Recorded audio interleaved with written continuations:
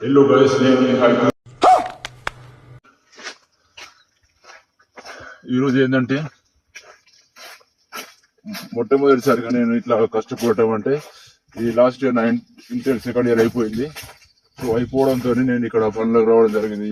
పెళ్లి చేసుకున్నాక నాకు బాధ్యతలు ఏర్పడ్డాయి. ఎట్లా సంపాదించాలి డబ్బు అనే సందర్భం నాకు ఏర్పడింది.